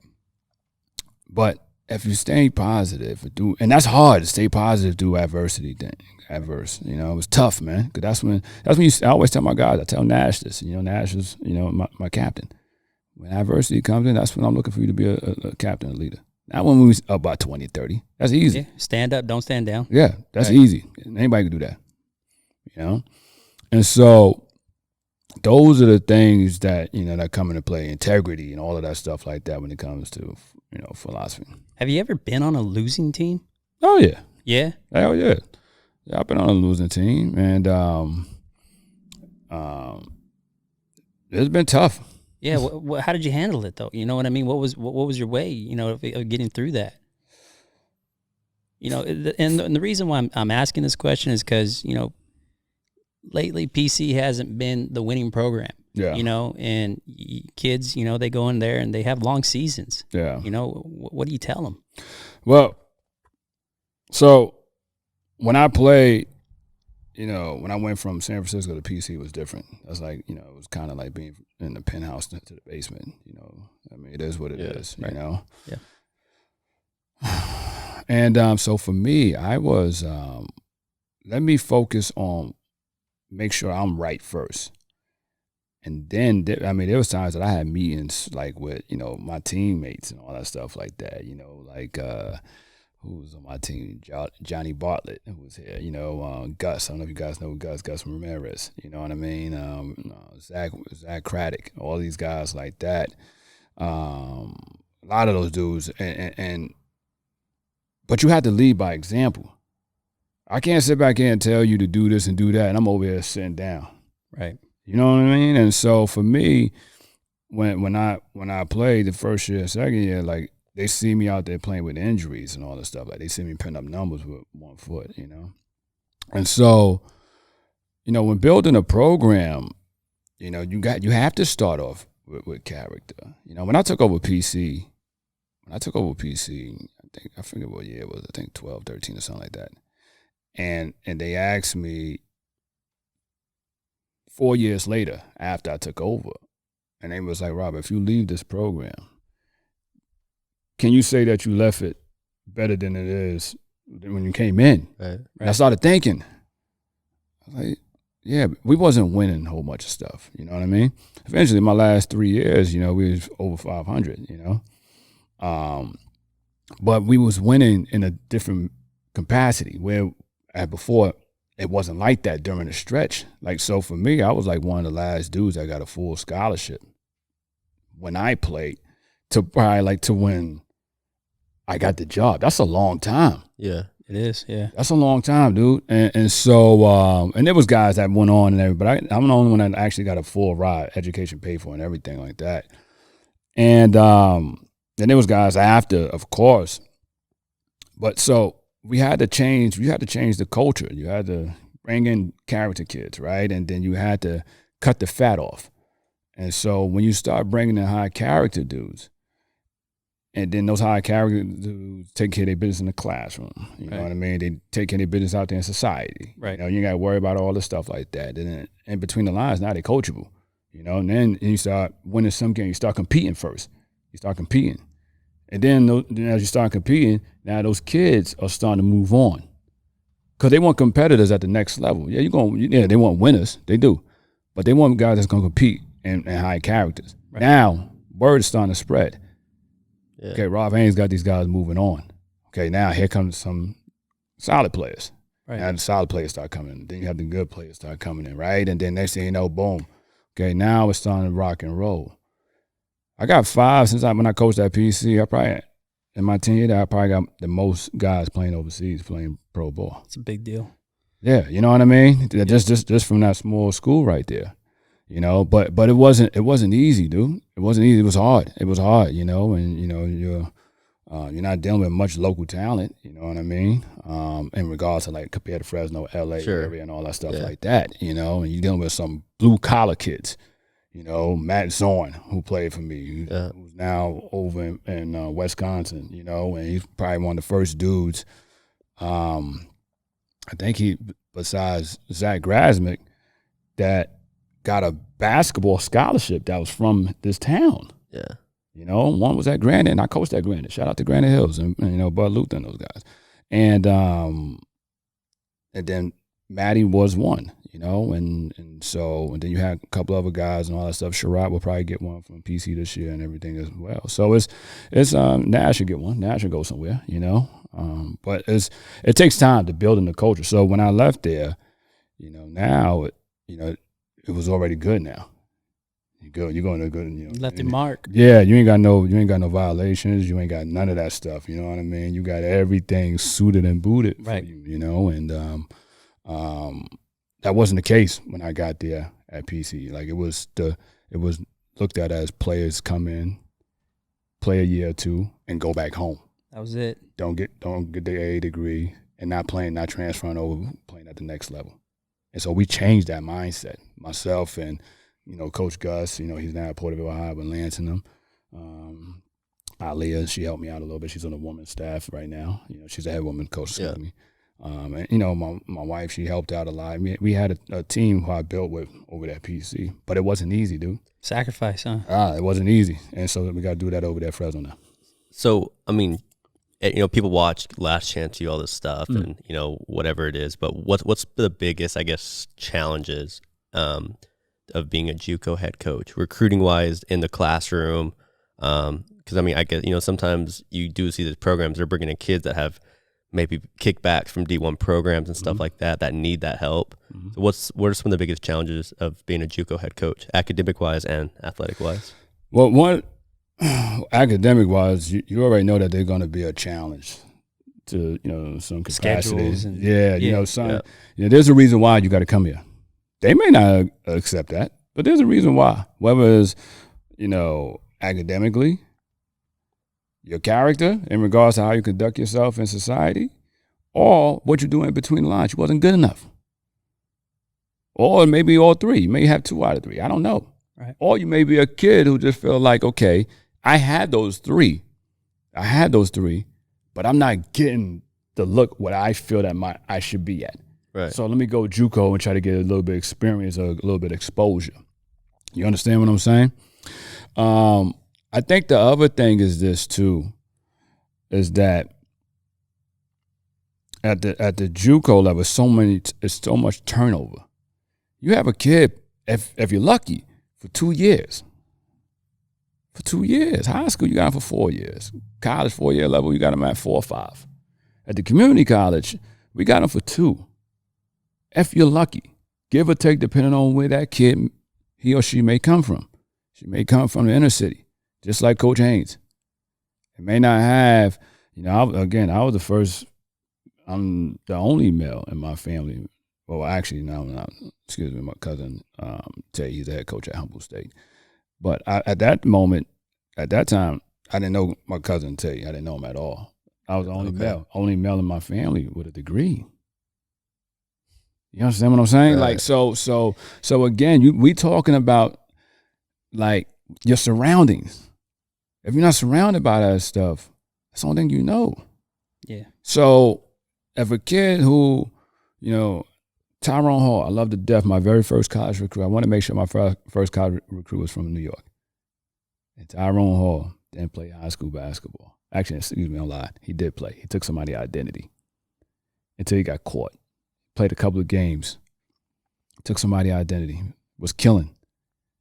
And come to find out, no, you're not from this country. You can't take nobody's identity. Good kid. End up coming here. Raw, street basketball player. Didn't know any better. We ingrained him. Character. How to do things. Culture. Opportunity. Oh, man. Kid redshirted. I redshirted him 1 year. Probably pissed off that kid. You're going to redshirt. You're going to get your AA degree. He got it. Ended up going to D2. He was like 6 foot, 6'1", tweener, meaning that he plays between 1 and 2. Okay. And then he plays at Queens University, Division II out there in New York. Playing at West 4th right before he about to play. Some guy shooting a free throw. Ty's pacing back and forth. Next thing you know, boom, he drops. I get a call from his girlfriend saying that Tyrone was in the hospital. He just passed out. I said, what's wrong? They run the tests on him. Come to find out, Ty was born with a heart defect. Had things going in different areas and all the stuff like that. Now, remind you, I'm a pressing coach. I'm gonna press the hell out you, and we're gonna run and gun and all that stuff like that. Ty was with me for 2 years, 3 years. Actually, I was assistant coach 1 year when I brought him out. And then he redshirted for me. So he pressing the whole time. This whole time, this kid could have fell on me and died. See how God works in mysterious ways, right? Yeah. Man. So he ended up going. He had open heart surgery, 6 hours. I was there. You understand that? And then talked to the coach. They honored his scholarship. Tyrone ended up getting his degree. He ended up being finishing number 10 in the nation in NCAA Division II as best shooter. Tyrone Hall come back 2 or 3 years later, stay with me for a week, work out some of my guys, show them a contract, pro contract. You understand what I'm saying? Yeah. Tyrone Hall is now still playing pro ball. He tore his ACL, so he had to rehab. You know what that is. You got to rehab for a year. But he's fortunate because we got COVID. So he's doing it. So he's doing it during COVID year. You know what I mean? So he got a little window because everything is shut down. He ended up sending me his contract not too long ago. I actually sent me his contract, I think, December. Ty's in Iran right now. One of my biggest stories. Just off an opportunity, man. The kid didn't even play basketball, wasn't a street ball player and all that stuff like that. But he was coachable. And his character came into play. These are the little things that matter. Yeah. That's a movie. He's a movie. That's a movie right there. Oh, yeah. Without a doubt. And so, again, there's a turnover, and that's luck. That's luck right there, dude. Like, we talking about, again, I talk about 2 years. I had Tyrone for 3. You know what I mean? You may have a kid for a year or something like that. And not saying that kids, a year or 2 or something like that, those kids are good kids, bad kids, whatever it is. But that's the JUCO, you know what I mean? And then their mindset, just like Rob Haynes was, I'm going D1. Yeah. I'm going D1. I'm going D1. All in, baby. And if it ain't D1, I can't do it. Nah, you get paid other ways. There's a million ways to skin a cat. And there's actually, I think there's a stat that states that there are more dudes playing professional basketball overseas, D2, D3, NAI, than there is D1. Yeah. But sometimes we don't see that. And Ty got a couple of D1 schools that wanted him to walk on, but I told him, you got a D2 full ride. Yeah. Guaranteed. And we can go back and blame that on social media again. You know what I mean? It's so many people go underneath the radar. Yes. You know what I mean? But end up doing some significant things. Yes. You know what I mean? Yes. You know, and we talk about your program. So you're at Fresno City. Yeah. Okay. Mm-hmm. And you're trying to create a culture. Yeah. You know, what's the standard there? Standard is excellence. Excellence. On and off the court. On and off. You walk in there, man, you got to understand, I was at PC for about 9-8 years as a coach, but I've been here in town, dude, since like 2003. So I've always had, my wife works there. My kids grew up on campus. You walk in that gym, you're going to see me as a Hall of Fame, right? And then you're going to see my picture right there in the foyer. So there's a connection that I had there. So I've always competed against the COSs and the Fresno, right? So now I'm over there on that side. So when people see me, sometimes they tend to get pissed off. You know, it's a competitive physical. They can't. It's hard for them to grasp. You know what I mean? Because I've been there for so long. And I appreciate PC for everything PC have done for me. I do, man. I love PC. I want them to be successful, and just don't be successful against us. But in regards, I do. I wish them the best of luck. But Fresno is different. Fresno is a different animal. It's kind of like, at the levels in California and JUCO, there's no level in regards to kids ask me all the time recruiting. You guys D1 JUCO or D2? I'm like, nah. California, it's like 100 of us. We all have the same level. But in regards to recognition, Fresno City historical is one of the top in the nation. Right. Yeah. I mean, not just the previous coach. You go back, Rafa and all these other guys like that. You know what I mean? Like Kenny Travis. I'm good friends with Kenny Travis out there. When I got the job, I didn't know about him, and we talk all the time. This dude played at Fresno City. He's the all-time leading scorer at Fresno City. Went to go to New Mexico and got drafted to the Lakers, dude. 21st pick in the first round. Now, that's right after their championship year. You know what I mean? So they probably didn't. But just think about that. He's still living in Fresno. He helps me out, talks to me a lot. He mentors me a lot. And so, going over there, man, so there's that excellence, And so, but nothing changed with Rob. It don't change. You know what I mean? I'm at more eyes, more expectations. But at the end of the day, it's still JUCO. Right? I mean, I ain't got no dorms. I ain't got no athletic scholarships. We ain't got no meal plans or anything like that. It's the same thing that over at PC. Whether it's Fresno City or not, it's not. We don't get that stuff over there. It's a grind. And those coaches over there, they work. I'm around, you're around winners. I go in the office, I talk to the wrestling coach. He just got selected into the National Hall of Fame for wrestling. You know what I mean? Won a couple of state championships. Yeah.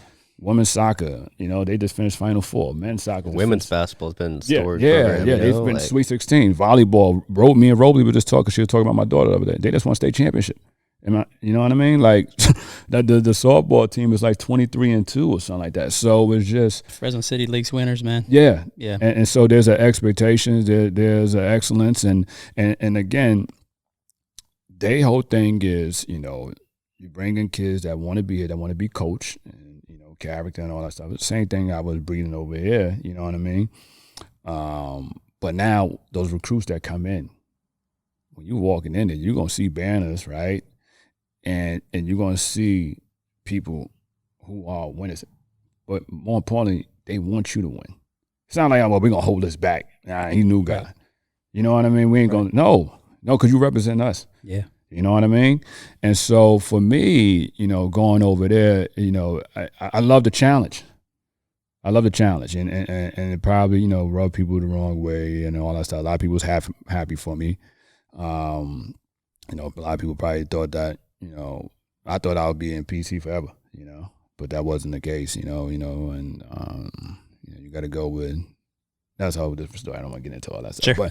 But so, again, it's a challenge, but it's fun. There's a lot of opportunities. There's a lot of resources there. We got our working on this year. I'm bringing in my camps. Same thing I did for years over here at PC. You know what I mean? It's going to be at a bit higher level now because a lot more people there.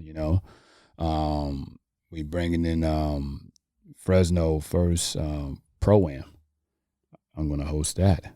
That's gonna be bananas. Is it? Oh, it's gonna be bananas, dude. Describe what is it? So it's basically what it is. The Pro-Am. It's kind of similar to like a Drew League. Okay. Where you'll have professional guys, Division I JUCO dudes, guys that's coming from playing pro, and you're playing high competitive, high level basketball.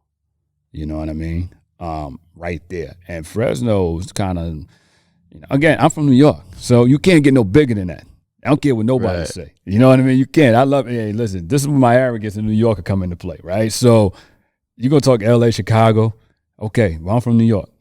And so I seen a lot of basketball when I grew up. All those dudes, Ron Artest, Lamar Odom, all those dudes. I seen all of them.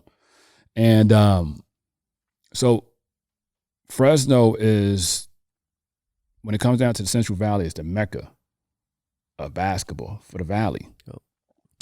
And so everybody's going to come there. I had Fresno State. I had, Cal State Bakersfield. All these guys practices and come to my games and all that stuff like that. We didn't have our best year. We didn't have our best. It was the worst year Fresno City had. And they probably like, well, you need to turn his keys in and all that stuff like that. You know what I mean? I get it, Right. I ain't mad at them. Right. But there's a lot of stuff that comes with that, you know what I mean? And so we have this men's league that's going to go on. What it's going to do is going to bring a lot of, give me opportunity to see more like kids, talent. Oh yeah, without a doubt. Because you're going to have kids coming from from LA area, San Diego, down up north. Maybe Vegas and all that stuff, just be playing, because you're going to have some dudes that's going to be playing there, guys that's trying to get into the league or guys that's trying to go overseas. You only need one person to recognize you. Oh, yeah. You only need one person. If you get one person, a big-time player or something like that, you understand. Like, again, the guys, my assistant coach, his dad, Jalen, his dad, Larry is assistant coach for the Clippers. Like you're talking about, these guys just need for one person to see something. I'm not saying he gonna do it, but he could tell somebody to tell somebody. Right. You know how the game works. Yeah. And so, we're working on that. I think next week I'm on a committee, and we're gonna start lining things up and everything like that. And these are the things that the vision that I had, possibly for PC, but I knew it'd be a tough challenge. Oh, it will be. It would have been hard there. It was hard for me to get the tournament. I got the Milt Stowe tournament there, that they still have. Hopefully they keep it going. Nobody wanted to come to Porterville. Why would they want to come to Porterville? You know what I mean? So I had to sell them on me. I had to sell them on Rob Haynes, and that was built respect through time.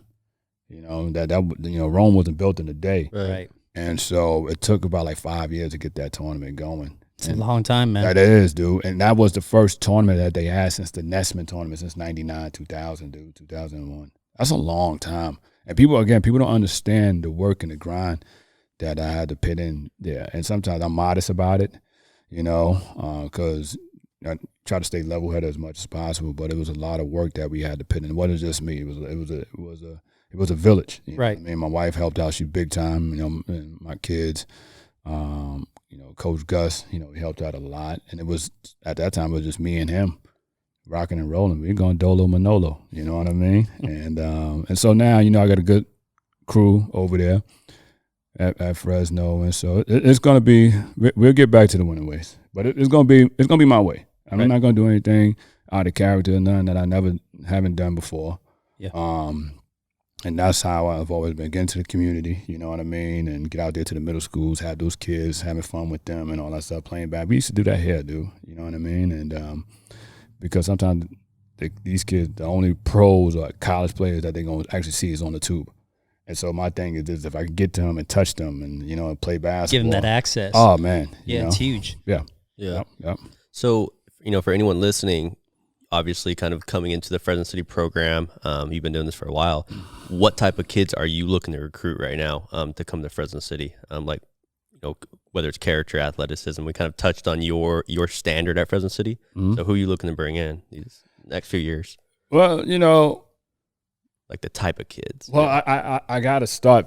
I basically have to start all over again, type deal. You know, what I mean? Like it's like when you get into a new apartment, a new house, or something like that, and somebody may leave something behind. Some stink. Yeah, and so before you could be able to put your stuff in it, you got to get that stuff out first. And so over there is a little bit challenging because it was a lot of stuff, you know, great stuff. You know, I'm pretty sure you guys heard about all the stuff over there, little stuff. But again, I'm looking for character, man, high character kids. You know what I mean? Winners. And let me say this about the winning part. Winning for me, yes, it's in between the lines. It is. And I had teams over here where we was like 5, 6 games, 8 games probably below 500. One year, I had 6 sophomores. All 6 got paid. You know how hard that is, dude? Where teams went to the Final Four and still couldn't get kids scholarships. That's hard, dude. When you got guys that's 4 or 5 games below 500, and they still going D2. NAIs, Maddie was one of them. Matt Zone was one of them. That's hard at a small town like this. You understand that? So, again, the winning part for me is not just in between the lines. It's when Tyrone Hall is still playing pro ball. Or when Matt Zone now, who's a head coach at a high school. Or when Elijah and Dom and these guys, or Adam Armstead, who entrepreneurs and got their own clothing line. I know Elijah and Dom and all that. Yeah, party crazy dude, DJs, right? Yeah. Like Tyler Roberts, who has started he got a fashion show possibly going in Vegas, got his own clothing line. Travis Flagg, who was probably one of my biggest knuckleheads, you know what I mean? But I stuck with him. He got a scholarship to go play at Tuskegee University, or historical black school in Alabama, and scored 1,000 points. And then he just flew his family back to New York to have his baby christening. Wow, that's amazing. You understand what I'm saying? So that's the win. That's the win. See, some people sit back here, I can win all these games, and then what happened? Your kids ain't doing nothing. They going back home. That's for you. Right. That's for you. The wins is for you. But you ain't helping nobody out. I ain't Rob Haynes. That's not what I'm about. I ain't selling my soul for no victories. I ain't never do it before. I ain't doing it now. And if kids, if they can't understand that, then you don't need to be with me. And I tell them the 3 keys to success. What you do in regards to how you're going to be successful, the 3 keys, is what you do, your character, how you carry yourself out. If you party or smoking and drink, some people can handle that. They can do that. They can control that. But that's going to have effect onto the second one, your academics. Yeah. Because you can't be doing all that stuff and thinking you're going to sit back and be successful in the classroom. Because I require my guys to sit in the first 2 rows. Okay? I like that. So, and if you can't do that, then you can't play. That's the third thing. So if you have all 3 of those, Rob Haynes gonna get you somewhere, because there's a place for you. You just want an opportunity and a chance. Okay, so those are the things, you know, that we're looking for in regards to, you know, just the winning mentality, just being a winner, and just in general. You want to win at ping pong. You want to win at this. You want to win at there's competing. You know what I mean? And you don't have to be the most talented one. That's the pretty girl, ugly girl I talked about earlier. You know what I mean? Yep. And if you're willing to be coach, if you're willing for me to take that rag and dump that damn rag in that bucket and take that rag out of that water and squeeze every goddamn potential and talent, then Fresno City is a school for you. And if you don't want that, and if you don't want to be coached and get pushed to the limit, this ain't for you. You might have to go somewhere else. Because there's an expectation and excellence that's there. Right. You know, and so, you know, we are you know, I'm happy. You know, my family is happy. You know, we got a couple of guys, you know, Nash is one of them. I watched Nash. Nash was at my camps. It's crazy how that worked. Right. He was a pirate camper. Now this summer he's going to be a Ram coach. Yeah. Coaching the little Ram full camp circle, campus. baby. You understand? Yeah, full circle. Yeah, Matt Zorn was that way. He was one of those dudes when I was playing back in 03. He was a little dude. Then he played for me 10 years later. What are you doing now? Yeah. That's what it's about. You know, I want to go back and talk about being a competitor and competing. You know, the thing is, it's one thing to compete, but it's another thing to compete successfully with others. Yeah. That's another thing, you know, and sometimes I think people get that confused, you know. Yeah. And with you know, obviously you're a competitor, man. We've got that out of the way, you know. When it's all said and done, you know, when the coaching's done, you obviously have three kids, right? I have 5 total. Total. Yeah, I have my stepkids, Brooklyn. Brooklyn is, how old is Brooklyn now? 23, 24. She's assistant coach for volleyball. Yeah, I went to school. Went to school with Brooke? I'm a little older, but she went to Bonacci. Yeah. Brooklyn, that's my baby right there. And then Brendan. Brendan's about 21, 22 years old. I got so many. Okay. And then I got Camden, who's, he just turned 16. He's at Porterville. And then I got my twins, Landon and London, and they are 13. They'll be 14 this summer. So both be in high school next year? Yeah. Right? Yeah. Yep. Freshman? Yep. What, you know, being a coach, you know, one that's trying to achieve high level of success and creating, you know, opportunities for players on and off the court, it comes with sacrifice, right? Time away from the family at times and things like that, you know. So when it's all said and done, you know, what would you like the legacy to be left, you know, as a coach and as a father? I would say first before coaching is a father, is a husband. You know, I'm a family man. Everybody that knows me, they know that. My right hand partner, the one who helped me out, that got me to the point where I'm at today, is my wife.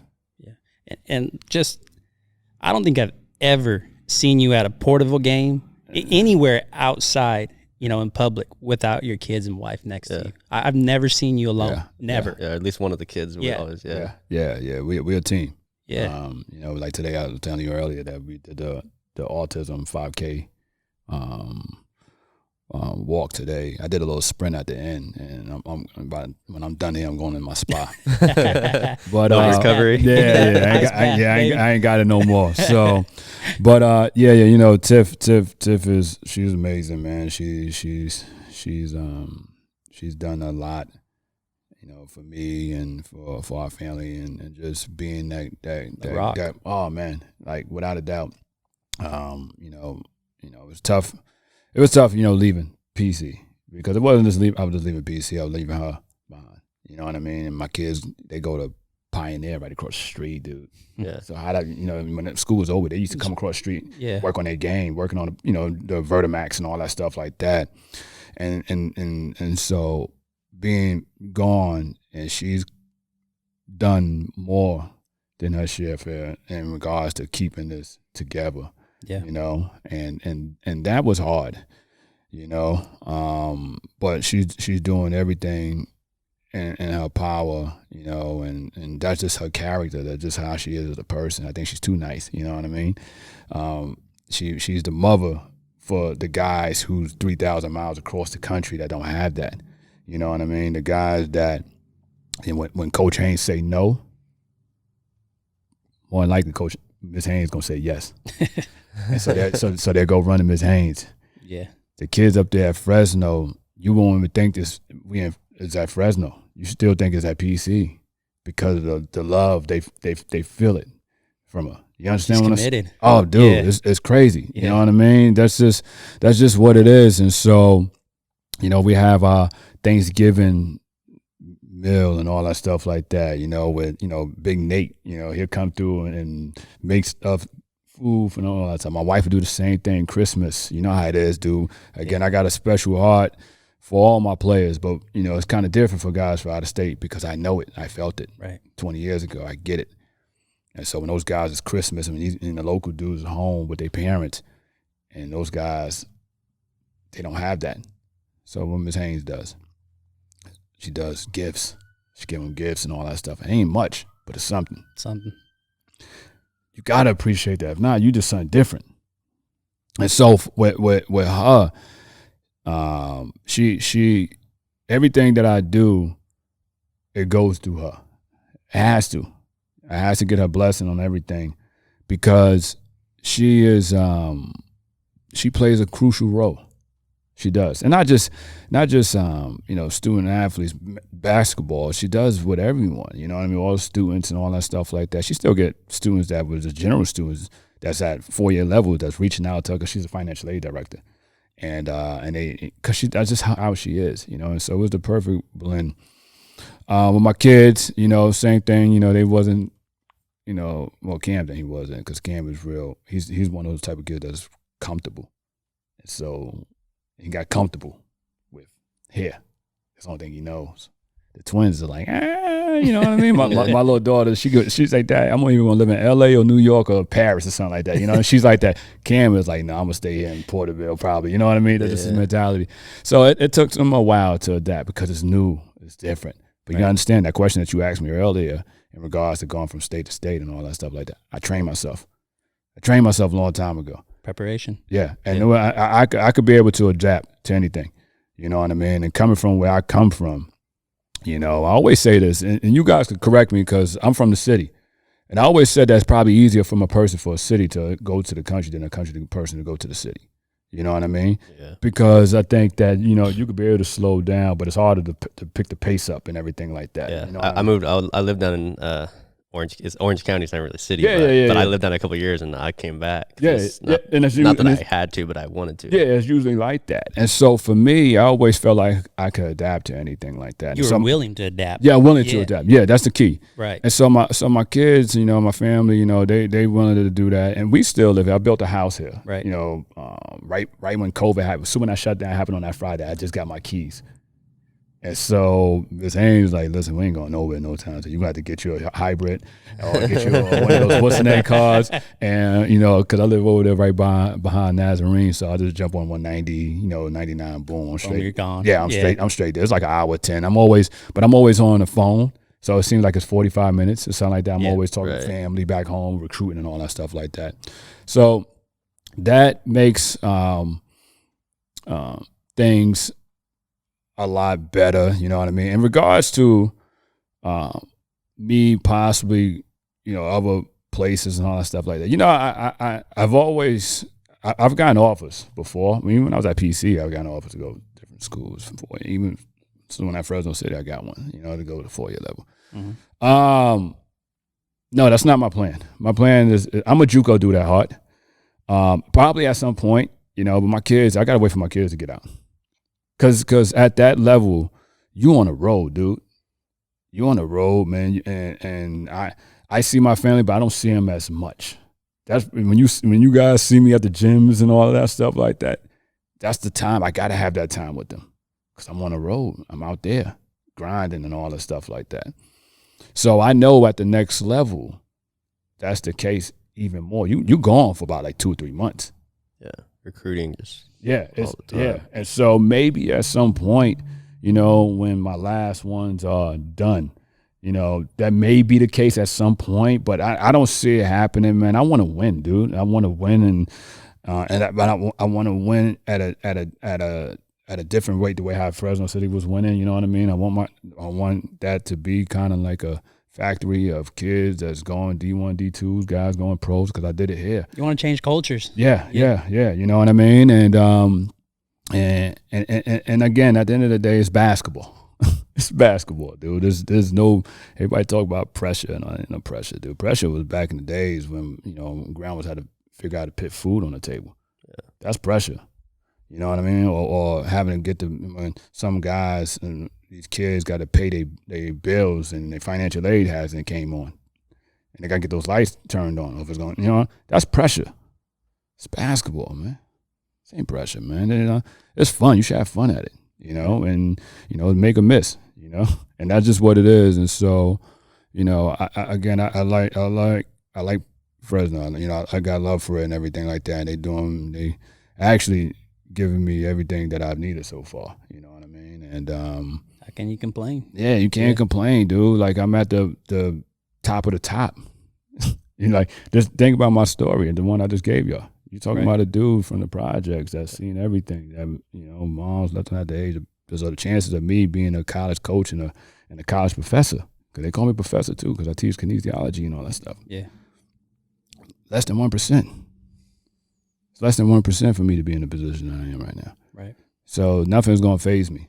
Nothing. Yeah. You know what I mean? Whether I'm winning games, I'm losing games like I did this year. If people talk smack, or if they happy, whatever it is, I'm gonna stay the course. As long as my family's good and then we healthy, you know what I mean? And my players are good and healthy and they moving on. That's it. That's the ultimate win for me. So that's what it is. Like, just listening to this whole conversation, I think everything with you, it just all goes back to relationships, whether it's coaching, how you got jobs, your family, everything. Yeah. And everything just kind of comes full circle, and all the relationships, they all come back. I love that. So I think I skipped past this part. So when I came back from Colorado, I had 2 workouts, individual workouts, G Leagues at Bakersfield. This is when the G League first started. And McLemore was on that team as well. He played with Carmelo Anthony on the national championship team. And I was kind of like, I don't want to do it no more. That was kind of it for me. So I was walking through the gym. I just left my wife at camp, and I was just, let me go past the gym. So I walked through the gym, and Coach Catherine, who coached the women's Porterville? Yes. Yeah. He was the women's coach at the time at PC. And he said, Rob, what you up to? And I said, nothing. He said, what you doing? He said, what you going to do? And I was like, I was going to try to be a correction officer. And then they started training me like a mindset of a cop. Yeah. I can't do that. I mean, coming from where I'm coming from, I can't do that. You know what I mean? That just wasn't just installed in me. Sure. So he was like, hey, what do you think about coaching? I was like, at this time I was coaching. I had coached a little bit of Brooklyn NJB team, girls. I was like, I can't do girls no more. So I did that 1 year, and that was it, right? So he was like, so my guy, at the time, AD Rich Rankins, just hired a new coach over there at Granite Hills, Bud Luther. Right. And they looking for a JV coach. I was like, okay. He said, you wanted to go over there? Like, yeah. So he said he made a call. Called up Rich. And then I said, boom, we met. That's when football was played at Jameson. Remember that? Right. Mm-hmm. And so they had a football game over there. So I walked over there, I think the next day or something like that. And I met Coach Luther. Shout out to Coach Luther. And he gave me the job right there on the spot. So I went over there. So me and him, he got the job probably like a couple of months before. So we built that program together. So I was there 5 years. And one of the things I've learned in regards to, if I could take anything from any coaches, and I'd say I adapted that into my style, but calmness was impeccable. He you won't never see him rowdy or anything like that crazy. And I was kind of like that in the beginning, getting technical fouls and all this stuff. I got thrown out of Bill Sherman night, and Bill was there. May he rest in peace. It's like, I'm serious. It was that bad with me. You know what I mean? And so, with him, I took that from him. Of course, he was a great X and O's, and his work ethic was impeccable as well. But that's one of the things that kind of rubbed off on me. And so I was there with him for 5 years, and then I went on over at the PC when I was with TJ, who's now the coach at Reedley. So he gave me a chance. And then I was there with him for a year, and then I went down to El Camino. So I was, commuting back and forth over there, down to LA. There was one time at that point, during that time, I was working 5 jobs at that one. Wow. Yeah, I was working at the state hospital, teaching. They call them clients or inmates or something like that. And then I was at PC coaching, teaching. Then I had I worked on the side working with a young man. I won't say his name, but he was autistic, and I was working with him as hand and eye coordination at that time. And then I was at El Camino, going back and forth down there. So I grind, man. You know what I mean? And at the end of the day, you always, we try to find time for your family. My wife is always there, and anytime I go on recruiting and all that stuff, they there. And I don't want to, disregard that part you said about what you learned from him the most, being calm. People don't understand how important that is. Not even just as an athlete, but just as a human being. Just staying calm in the state of pressure or stress or adversity. You know what I mean? And it's a big deal. I was a hothead, dude. Stubborn, as a coach, I was super competitive because I would always. And one of the things that I tell my assistant coaches is these kids don't want to hear about when you play. They don't want to hear that, dude.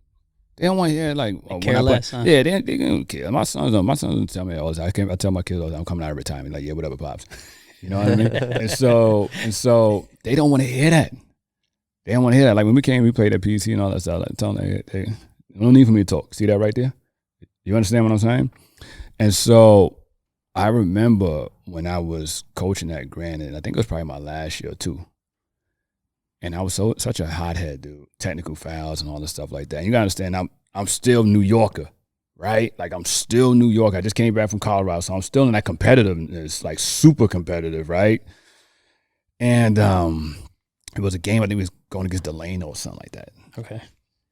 And we freaking and it was something to the point where the ref got me pissed. Nobody seen it. Only 2 people seen it. And I balled up my fist. I went like this, but nobody seen it. It was that bad. That was it. Person that seen it was Miss Haynes, my wife, and an OG all the way across, sitting up top.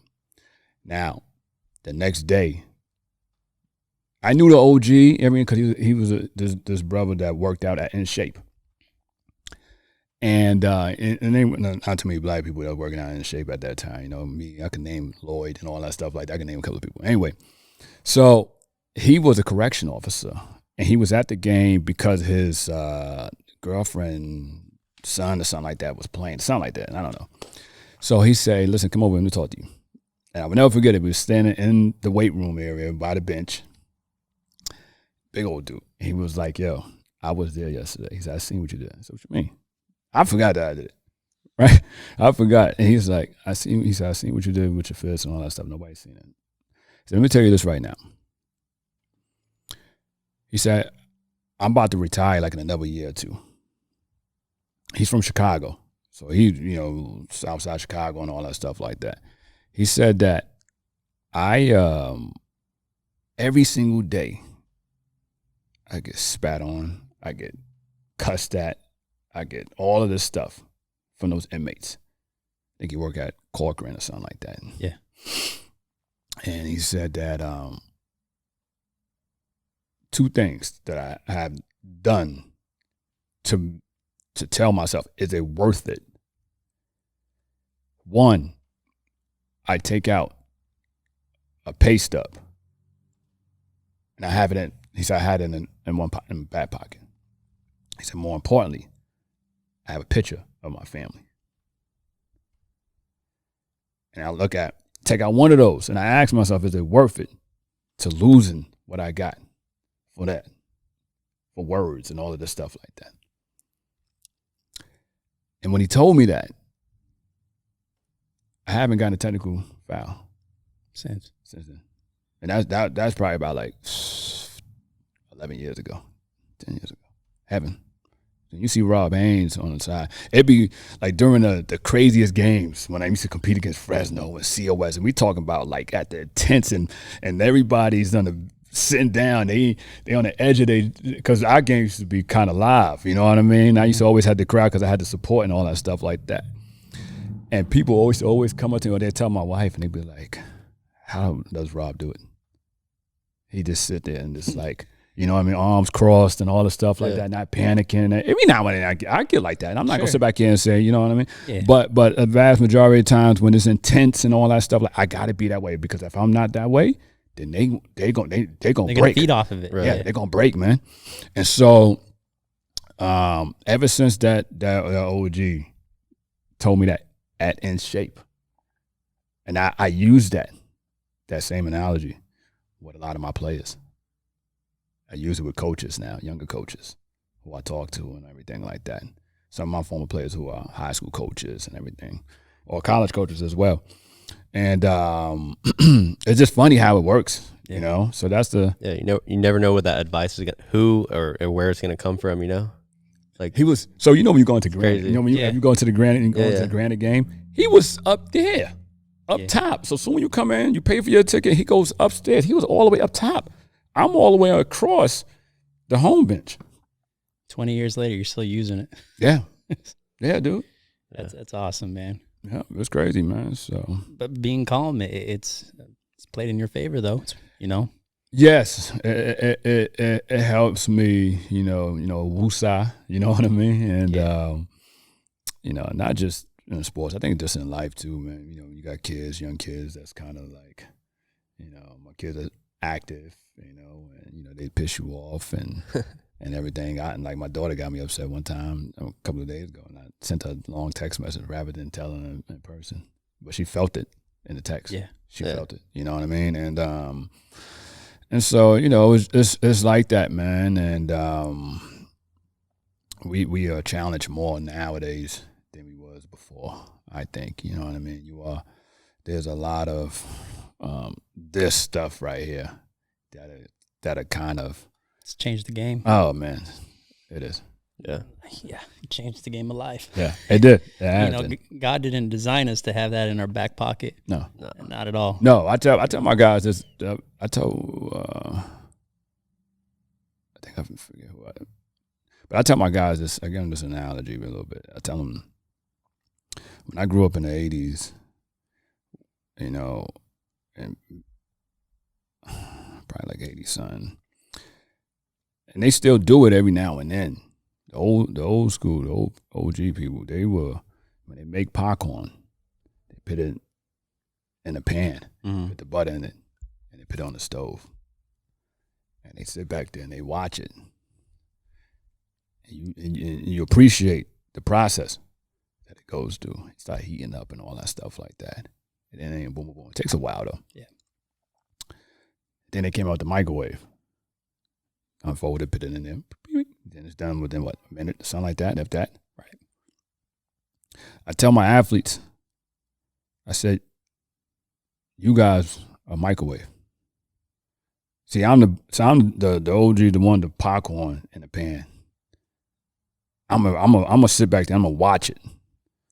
I'm gonna embrace, I'm gonna enjoy the process. See, you want instant results. Right. So you watching all this stuff on social media, Instagram, and all this stuff that's turned dude they doing and everything. Nobody shows like the that. lows. Yeah, it's all wins. Yeah. You sit back and you see Steph Curry and all the stuff like that, James Harden and all these dudes like that. You see the end results. You don't see the pain that they putting in. You ain't pinning the pain because you don't appreciate it. You gotta appreciate it. Nobody wants to be told that's the way that it has to be done. No, you know. No.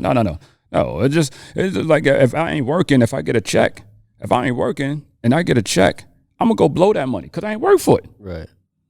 What I'm gonna save it for? I'm just sitting down playing 2K. You know what I mean? Like I can care less. I just got $1,000 check. I'm gonna go blow it. But if I work hard, 9 to 5, I'm gonna take that money, right, and I'm gonna stretch it out. You had to go through. You know how much work it took to get that. Yeah. And that's the thing sometimes that kind of hurts us with these kids sometimes. You know what I mean? And I preach it to them a lot. They don't want to hear it. Well, I got to give them different terminologies. I got to bring it to the point where they may understand it. Right. You know, they don't want to hear the old school way. I'm sounding old right now. It doesn't make no difference. No, but it's true. Like these kids will go watch Steph Curry, all these kids, or Steph Curry hitting it from the logo. Yeah. And then they think they're going to go to the same thing, but they don't go look at the work that Steph Curry's put in, all the shots he's put up to be able to do that. You know what I'm saying? They think they could go do that. It's like, listen, that don't work. We used to, not NJB, what's the other one that Jose and them coached? My daughter played for. All that travel ball. Yeah, the little travel ball. Yeah. So I was sitting there. We used to practice at Bartlett, and I used to sit back there when my son used to play, and then the girls used to come in. So N-Sage used to come in, and so N-Sage, she put her shoes on or something like that, and she'd get the ball, and the first thing she used to do, she'd go right to the 3-point line. And I watched her, and I watched her do it a couple of times. I said, "Come over here," and I had to, fine tune because the shot was here at the bottom, and I showed, how to do that. And I'm not taking credit for other stuff, but I'm just telling you in regards to what I seen. And Sage, I'm a big fan of hers, but you're talking about one of the best players in town, and the first thing she did when she came in, took the basketball after she put her shoes on and went straight to the 3-point line. Not form shooting, not working on your ball handling, anything like that. That's the mindset of these kids. So if you see one of the best players in town doing that, you can only imagine the ones that's the mediocre ones. And so you got foundation got to be strong first. If the foundation is strong, the house won't break. And brick by brick. Yeah, definitely brick by brick. Yep. I appreciate you taking the time, Rob, to be with us today. Anything else you want to mention, Zach? You good? No, I mean, you basically covered it all. Yeah, that was great, man. yeah. You know what I mean? Like, I learned this is something I was from this. just listening. I appreciate you, man, for what you did for Porterville PC out there and what you did, beyond Porterville College, for the community and stuff like that. You know what I mean? I kind of express what I'm trying to do, but I'm not going to get into that. But it's nice to know, though, that you did reach what you were trying to accomplish, like speaking on that. Took you 5 years to get that tournament at PC. It just shows, man, what dedication, commitment, and drive will do for you. You know what I mean? It'll get you that end result. It may not be at the time that you're asking for, but it's going to come. Yes. Perseverance, type of thing. So I just want to tell you, man, I appreciate you. Thank you. Sure, man. Thank you. Without a doubt. Thank you, man. Thank you for everything. Just in the Porterville community. Looking forward to seeing all your twins and all the kids kind of coming up. I know they're very talented. So appreciate looking forward to. I'm looking forward to there's a bunch of girls that are coming up and going to the high school next year. It's gonna be fun to watch them. Some of them are going to Monache, some going to Porterville, but it's gonna be fun to watch. Yeah, that's gonna be interesting because they all play with each other. Yeah. So they all now they all kind of divide and all do their own thing now. It is what it is with that. But which is cool because what it does, it makes competition. Sure. Yeah, exactly. It makes because you don't want to sit back here at times. You sit back, everybody got 5 studs on it, and everybody else got tuna fish on the other side. You know what I mean? Like you want to sit back there. Okay, we split it. Now we're gonna see what you're about. Exactly. It goes back to that whole: are you gonna be adaptable? Yes. Because you're losing. Your 4 guard. You're losing your 4. You're losing your point guard. Okay, so what are you gonna do about it? You're gonna make those necessary adjustments. To get those wins. No, and so with my kids, man, I always kind of my kids in a tough situation because they are their dad is who their dad is, and I tell them I said I can't apologize for something in regards to my success. You know what I mean? Being the same thing happened, probably with Trigger Wallace when his dad is a high school coach. And all that stuff. You're gonna have a bullseye on you. You know what I mean? And that's just what it is. But you embrace it. Yeah. We ain't running from it. You know what I mean? Yeah, accept it. You just make sure that every time that you're out there, and every time, when you're out there with your friends and all that stuff like that, make sure that, okay, if you're going to do something, would I do that? Or how my moms and my dad, what would they think? You know what I mean? Like, that's just what it is. And, my son, he lost his championship and they lost in the middle school championship game to what's the school over there? SEC Summit. Yeah, he lost. Yeah. And they just won the Final Four one. And they went over there and lost it, and he was livid. He was pissed. I was pissed. I think I walked out. I was pissed. I was upset, not because of the loss, because of how you displayed. You're gonna go out with all your bullets empty. Give everything you got. And it felt like he did that. And so I didn't speak on it. I haven't spoke on that since with him. I moved on, and that's the maturation. Sometimes we men, so we mature later, right? Not like ladies, you know what I mean? And so, but me as a competitor, you know what I mean? You're gonna get everybody best shot here. You're going, and it ain't gonna be you. They're not just beating you; they're beating your dad. Yeah. And I hate that. I hate that because I think it's stupid and silly. But that's just that's what comes with the territory. So you better buckle up and get ready for it. Exactly. Embrace it. Embrace it. You got to embrace it because that's actually a sign of respect that I look at it. I look at it as a sign of respect. Absolutely. And for your son, it's how would I put it? It's not every kid gets a dad like you. You know what I mean? They don't have that level of success that they have standing in front of them. You know, some people don't have a mom. Yeah. You know, so what's the standard? Yeah. You know what I mean? To have a standard as a competitor, like to set a standard, you know, that's what I'm trying to get to is like to set a standard as a competitor. If you're your son's standard, stand up. You know what I mean? My kids, they know my daughter, when she hear my story, she get emotional, cry. You know what I mean? I tell her, you know, it is what it is. I ain't the only one that's like this. Right. So 2 years ago, 2019, so my mother passed away on Christmas. Sorry about that.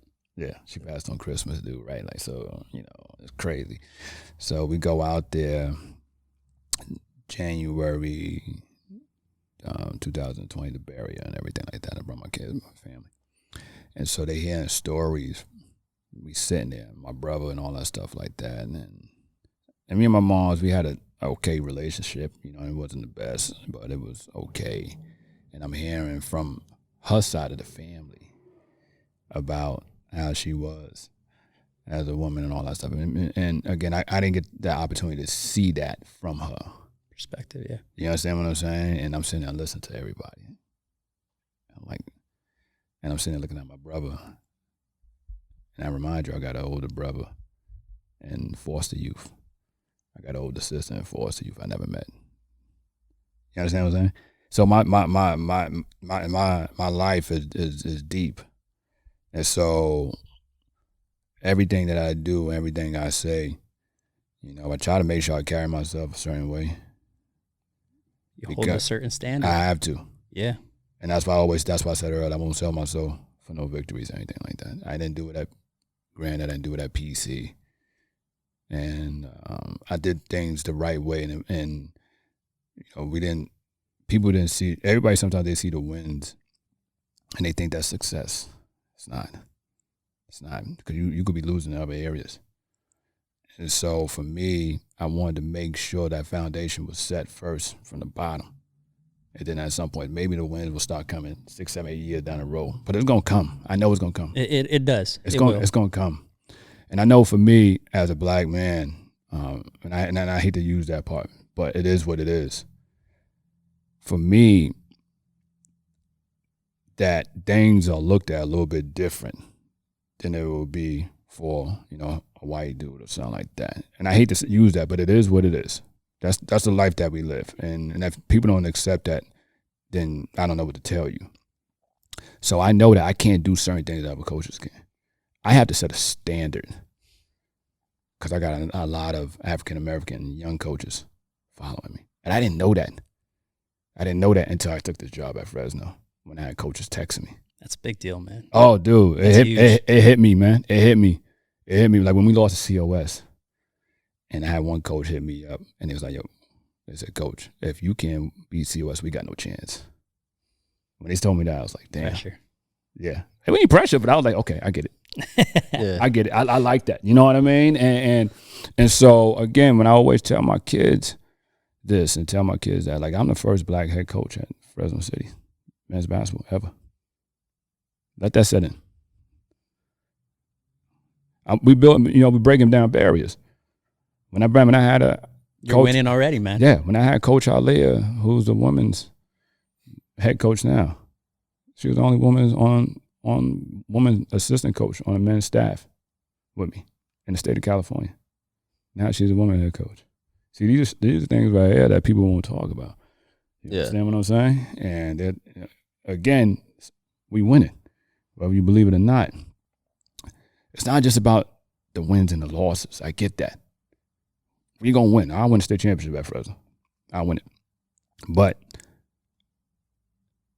I'm winning in other aspects, and I don't have to talk about them because they actions speak for what we have done. Yeah. I undersell. I undersell myself because they oversell for me.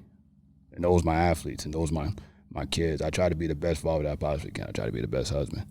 And I ain't perfect. I got work on certain things and all that stuff like that. We all do. We all do. You know? And so, but again, my kids, they're good kids. I'm proud of them. I try to be there at every moment, and sometimes I'm not there. So my wife, she record everything. So makes me emotional, man. So, well, thanks, Rob. We're proud of what you're doing, and Appreciate just it. thanks for taking the time to be with us today. Really appreciate it. Appreciate you guys. I'm glad what you guys are doing, man. This is fun, man. This is fun. I haven't done this probably since I got the job over there. Fresno was a media day, but this is fun, right? Because they need this. Yeah, the town need this. You need what you got going on here, man. This is something that is hopefully they embrace it. Yeah. Hopefully we hope so. Yeah, hopefully it get embraced and take it and run with it. You know what I mean? And if again, even though I'm no longer coaching here, you know what I mean? I still got ties here, and I've been here for 17, 18 years. I still live here, and although I'm doing my other thing over there at Fresno City, and I'm gonna do the same thing I did over there, just on a bigger platform. However, I always tell people, man, I'm willing to share the sugar and willing to help people out. Thank you. I mean? Thank you. So you guys just let me know if anything, man. Like I didn't hesitate with this, right? Like just. And I'm tired because I was over there freaking sprinting, Yeah, I know. doing a 5K this week. The ice ready, honey. This morning. So again, it's a pleasure, and I'm thankful for you guys to have me on here and everything like that. And I wish you guys the best of luck. And I think I see you can feel, success coming. You can feel it, and I got an eye for it, and so I can feel it coming for you guys. Thank you. What I mean? I appreciate it. All right. I appreciate it. Thank you. No doubt.